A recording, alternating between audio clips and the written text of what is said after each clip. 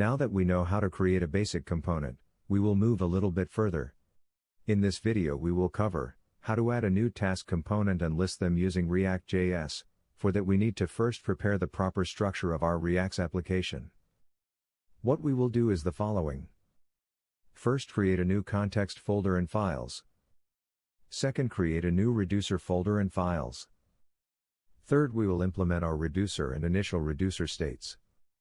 Fourth, we will implement our context on our app.js.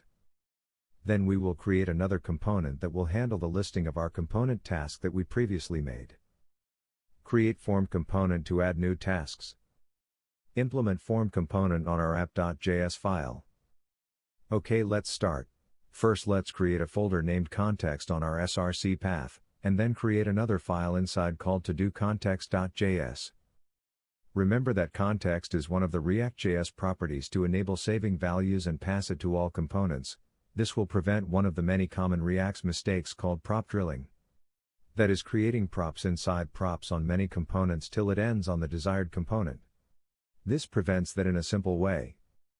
And then follow the following syntax.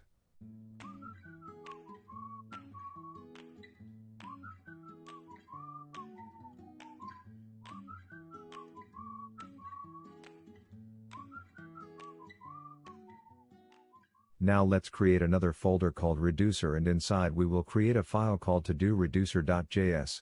This will help us prevent abusing React useState, which is one of the React.js tools to handle states across the app or components. What this does is to create an encapsulated function holding all operations that will be needed to maintain our component of our app. Now please follow the following syntax.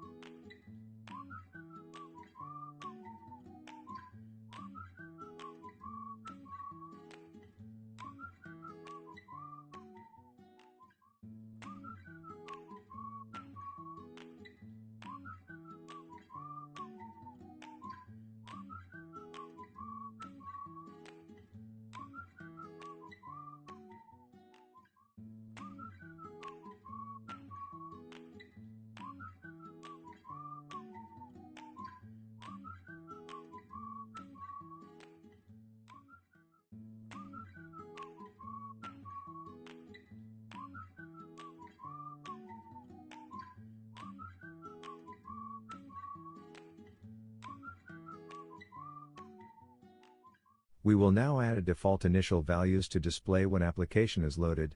This is also required by reducer to handle default data. Now please follow the following syntax.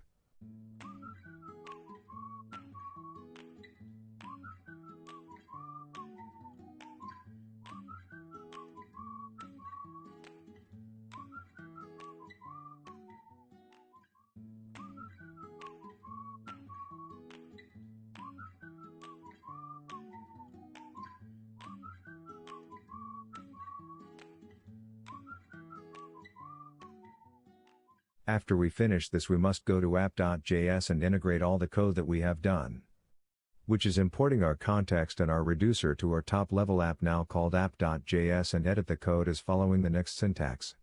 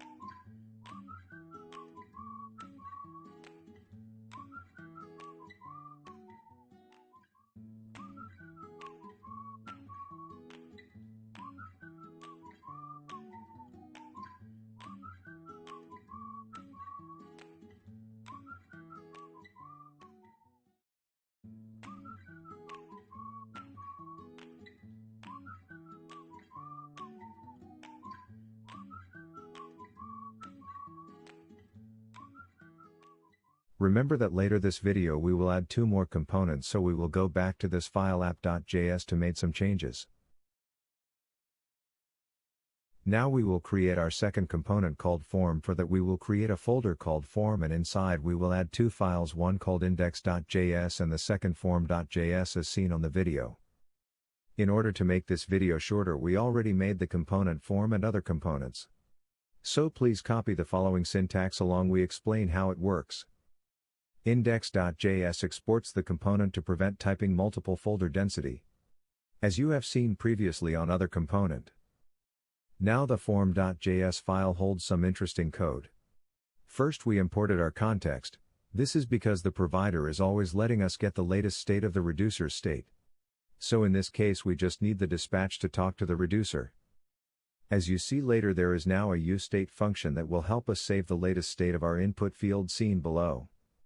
That will get every change user types.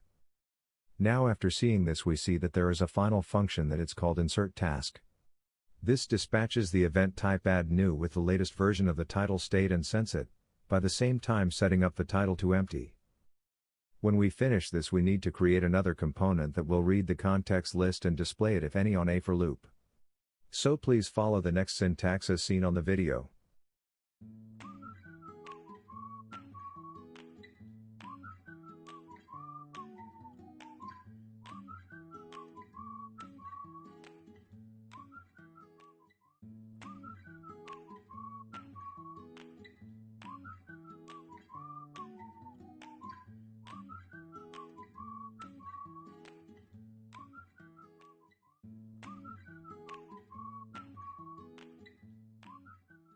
After this we will run npm start and run the code once again and see that we now can see the initial state as well the form.